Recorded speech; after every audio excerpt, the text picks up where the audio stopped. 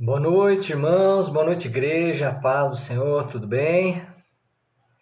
Eu gostaria de meditar com irmãos algo que o Senhor tem falado muito no meu coração. Está lá em Jeremias capítulo 18, dos versículos 1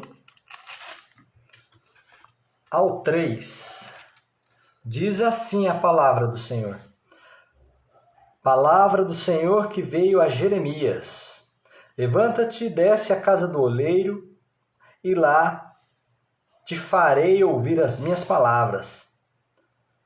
Desci à casa do oleiro e vi que ele estava fazendo a sua obra sobre as rodas. O que Deus falou comigo nesse pequeno trecho da palavra? Pequeno, mas profundo. Irmãos, nessa passagem, o Senhor me mostrou 4 pontos que eu gostaria de destacar aqui. Primeiro ponto, Deus fala com os seus. Lá em Jeremias 18, 1 e 2. Você pode ver lá. Veja bem, Jeremias era profeta. Jeremias era um homem ungido, separado por Deus, para uma obra específica. Jeremias era ainda criança, e ainda assim Deus o separou. Deus o capacitou. Deus tocou com a sua própria mão nos lábios dele.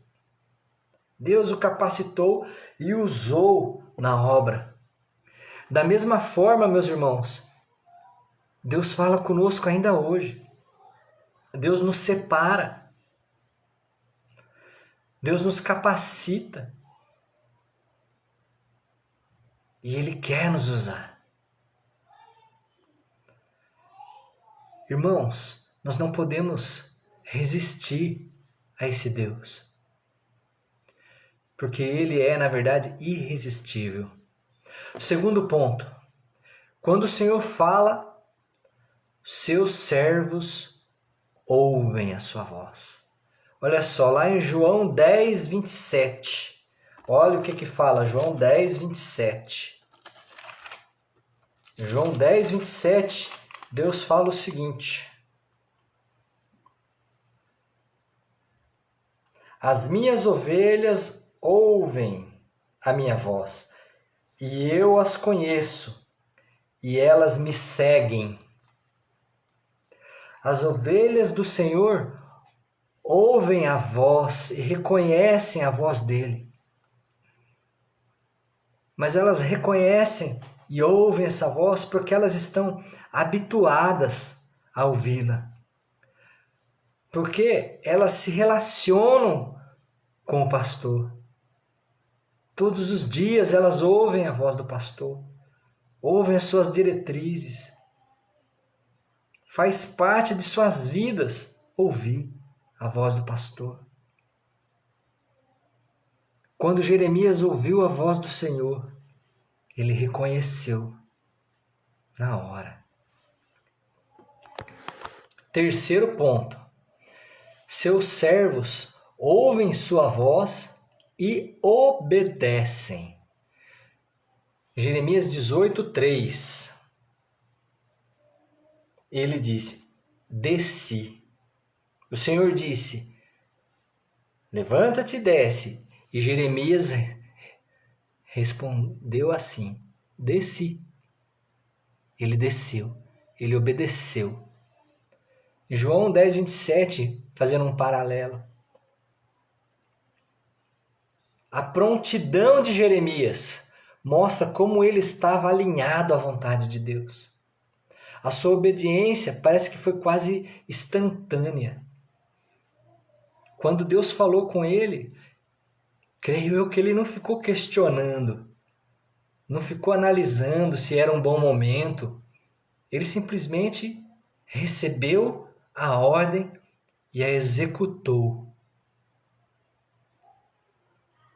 Desce a casa do oleiro.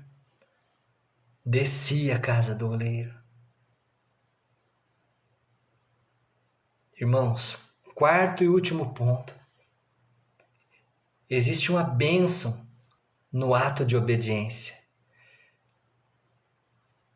Pode verificar em Jeremias 18:2. Olha só. Desci à casa do oleiro e vi que ele estava fazendo. Perdão, o 2. Levanta-te e desce à casa do oleiro, e lá te farei ouvir as minhas palavras. Lá te farei ouvir. A obediência de Jeremias o habilitou, o credenciou para ouvir o que Deus tinha para anunciar a Israel.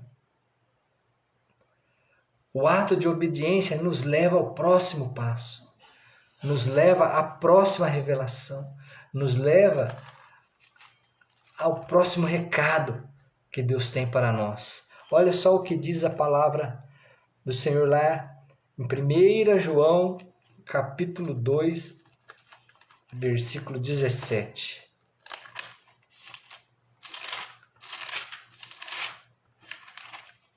1 João, capítulo 2, versículo 17, diz assim: Ora, o mundo e a sua cobiça passam, mas aquele que faz a vontade de Deus permanece para sempre. Aquele que faz a vontade de Deus permanece para sempre.